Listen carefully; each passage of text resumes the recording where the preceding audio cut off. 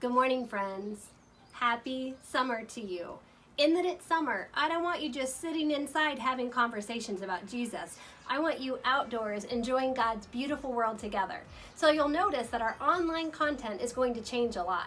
I'm going to be asking you to be doing fun family activities together to learn more about Jesus.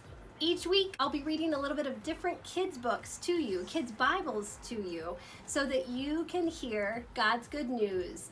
What I want you to do right now is to think, for story time, where would you be most comfortable? Do you want to make a fort? Do you want to go out back? Do you want to sit on a porch swing? Do you want to wait until a meal time? But where do you want to be for story time today? Decide that. Get there, and let's read God's Word together. This morning we'll be reading from I Am, 40 Reasons to Trust God. A very good world. In the beginning, God created the heavens and the earth. Genesis 1:1. Long ago, God made everything out of nothing.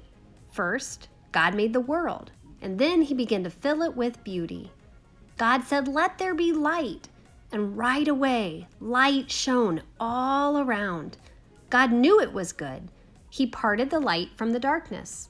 God called the light day, and he called the darkness night. Evening came, then morning. The world was one day old. On the second day, God said, "Let there be sky," and the sparkling blue heavens appeared. Evening came, then morning. The world was 2 days old. Next, God said, "Waters, gather together so dry land can appear."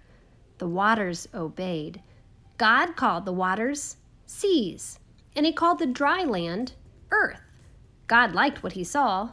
It was good. Now let plants and trees grow up out of the earth, God said, each with its own kind of seed. Pop, pop, pop. Plants with colorful, crunching vegetables and sweet-smelling flowers sprang out of the ground. Trees grew tall and bloomed with delicious fruit. God liked what he saw. It was good. Evening came, then morning. The world was 3 days old. On the fourth day, God decorated the sky. "Let there be lights in the heavens," he said. God made the sun for the day and the moon for the night. He made the stars, so many stars that only he could count them all. God knew it was good. Evening came, then morning. The world was 4 days old. On the fifth day, God said, "Now for the living creatures. First, let's fill the seas and the heavens. Let there be big and small creatures to swim in the seas and birds to fly through the air. Swish, splash, swoosh. Fish and turtles and whales swarmed through the seas, and birds winged their way over the earth."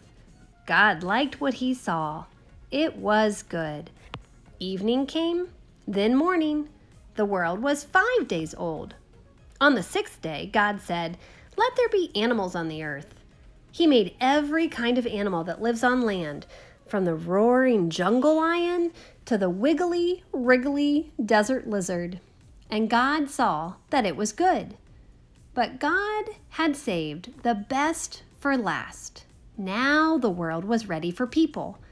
"Let us make people in our image," God said. "They will take care of this beautiful world and all the living creatures and animals."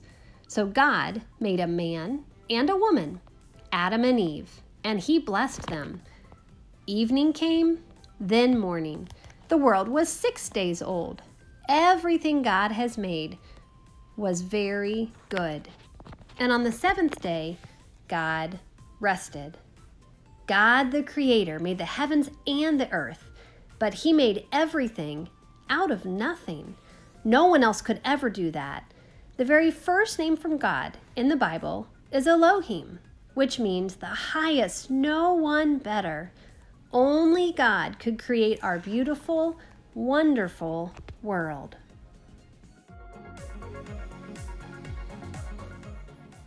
So that's what we're going to be doing through the summer. We're going to be spending time with StoryTime. We're going to be reading God's Word together. And I want you to spend lots of time getting out in creation this summer. I want you to play together. I want you to talk together. I want you to learn about Jesus together and have all sorts of fun doing it. I can't wait to see you soon. Have a great week.